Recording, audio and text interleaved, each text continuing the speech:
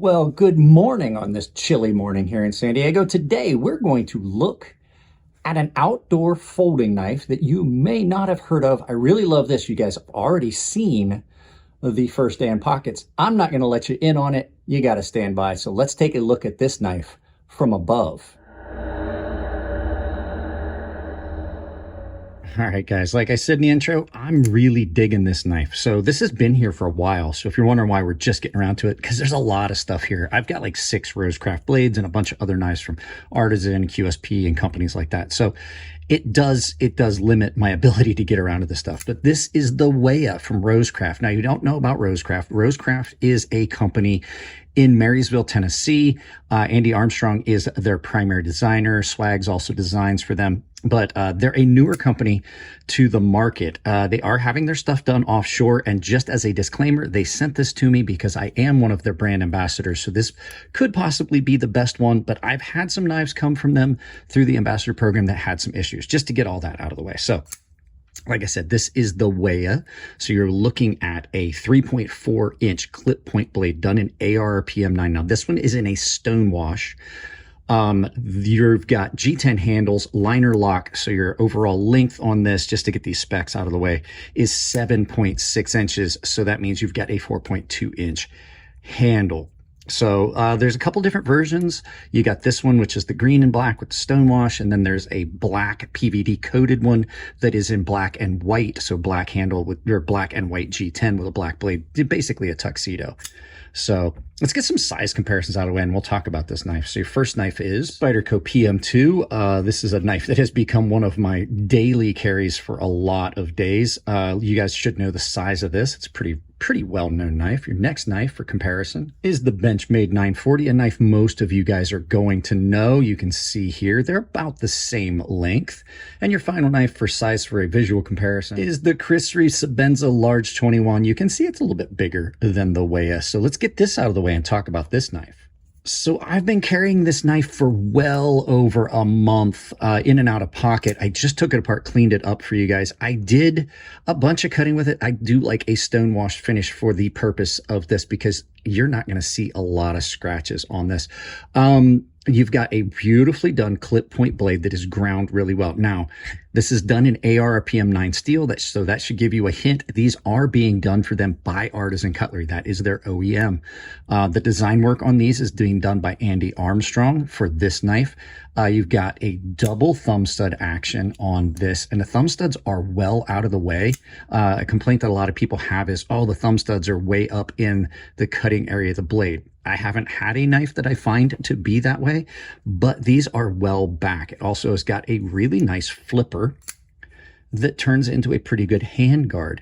The blade has been ground. It's a fairly robust behind the edge thickness. It's not super thin. It's not super thick. I think if I remember right, when I measured it, it's about 0.0, it's 0.025, if I remember, 0.025-ish, still in that Goldilocks zone of ones that cut really well. It's done in a liner lock in G10 scales. It's not overly heavy, even though there's no weight reduction in this, because it is a relatively thin knife. Your action on this, now let me put it to you this way. I did take this apart and clean it up, which can void your warranty on these knives through Rosecraft, just to give you a heads up on that. But I did take it apart, clean it up, because I had given it a bunch of carry and I wanted to make sure that it was nice and clean for this video. Scales on it are really attractive, but not only are they attractive, they're really comfortable for a thin knife because they've went ahead and made them kind of thick. The scales on top of the liners are fairly thick. You've got really good access to the liner. And it's got a reversible pocket clip that is really deep carry. So you've got a lot going for it. You can reverse flick off of the thumb studs. You got a really nice profile blade once you get this thing open that gives you a nice piercing tip, but you've got a lot of flat for doing tasks before you get into a belly where you would slide off of things. This is a good all-around outdoor pocket knife. This is a knife I've had 0 issues with. And as far as looks, this looks really good. It's got a good look. It's nice and clean. It's comfortable and functional. Now, as with any knife, there's a couple small things that I'm not a super big fan of. They're not horrible. Nothing on this is horrible. This is one of those knives that I really think showcases what's going to be coming from Rosecraft, even though some people give them some bad press. But let's go ahead, turn this around, talk about the couple little negative things I've noticed right after you guys hear from a channel sponsor. Guys, you've heard me talk about Coffee Brand Coffee a bunch of times. I'm going to do it again real quick.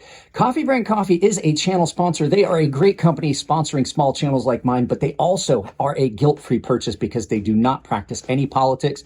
They have a money-back guarantee, and they roast their coffee on demand. So if you're interested in it, my link down below in the videos saves you 10% at checkout, sometimes more depending on what they've got going on as far as specials and sales. So go check them out. Great product. Thank you very much for sponsoring the channel, Coffee Brand Coffee. Let's get back to the knife. All right, not much negative here. I do have to say, I wish the flipper tab wasn't quite as prominent, even though it turns into a guard. But what you get here is there's a little bit of a change to the flow of the knife. I would like to have seen this kind of incorporate into this area where it kind of just lines up a little further in, as opposed to having that little bump, because you can feel it when you get up on it. You can kind of feel that point there. I don't think they needed to take that much material off of the liner. You've got really good access to it, and the action is fairly good, but it can feel, even though they've given you all this access, it can feel as though you really don't have it. They may, if they had just taken a little bit less material out of that liner and left it a little bit harder of an edge and just kind of just knocked the edge off of it, I think that would have not only saved them a little bit of machining time, but it would have given you a better feel overall on that. And then one of the last things, the pocket clip on this one is a little proud, and I think it's just because it's the point. It's the first of the Rosecraft knives. They all have the same pocket clips. The first one that I can feel it in my hand really pronounced. It's comfortable. It's not overly hot, but I can definitely feel that point, and I think it's just because it is a slim knife, and the pocket clip sits over that transition where it's been chamfered off. And then the final thing is, this is one of the knives, the few knives that I think would have benefited from some good jimping on this flat here.